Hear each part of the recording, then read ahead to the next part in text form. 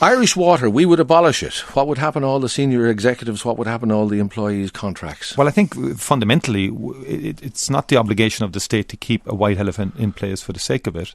And I think Barry Cowan, in his policy framework, has identified an approach to that. But fundamentally, the delivery of water services would go back to local authorities. And what would happen to all the staff who have contracts with Irish Water? Well, I think we'd have to deal with that in terms of the contractual issues that would arise. Meaning what? Pay them off? Well, no, whatever arises, you cannot maintain the farce that is going on at the moment. Well, that's grand as a general principle. It's good as a principle. When you get down to negotiating with the type of senior executives who I would imagine would have pretty good contracts with Irish Water, what are you going to do with them? Well, we'll deal with it. Meaning what? Well, basically, in terms of both the contractual issues, if they're there, pay them off. Are there. Well, I'm not saying. What else could you do with them? I'm not going to preempt in terms of any negotiations. No, but you've made the claim that you'd abolish Irish Water, and I'm saying there's a number of senior executives in there with well-paid contracts. And you say we'll deal with them. Looked after coming out from local authorities in some cases. What do you mean by we'll deal with them? No, I'm not. I'm not here to formulate Fianna Fail policy. I'm here to ask you, what would you do with the senior executives who've got contracts? I told you we would negotiate with them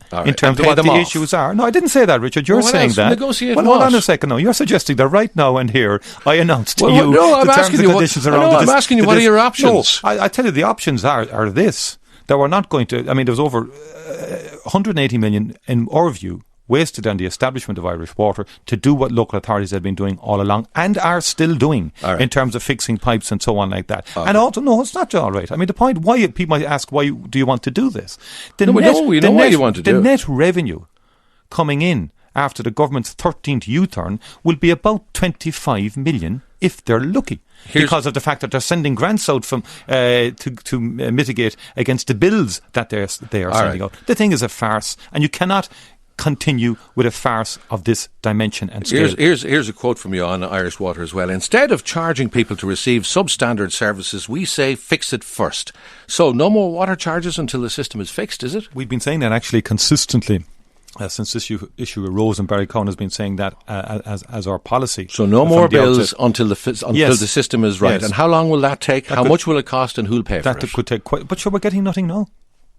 We're getting nothing now from. No, but how much have you figures on that? Yeah, we will. We have. I don't have the details here right now, but we have. Even roughly. But sorry, I mean, you'll have to borrow. It'll be out of general taxation, just as it is now. So you won't have to borrow. You can do that out of general taxation. They're not borrowing now for. I mean, they're borrowing. No, but you're going to. Well, they're going to get it from the public. They hope through the bills. You're saying you get it from somewhere else. They're not getting it from the public, Richard. They're not getting it from the public. I mean, they're giving the public a bill on one hand. They're going to give them a cheque 2 months later. How will you fund what you want to do? Fund what? You're talking about 25 million net revenue?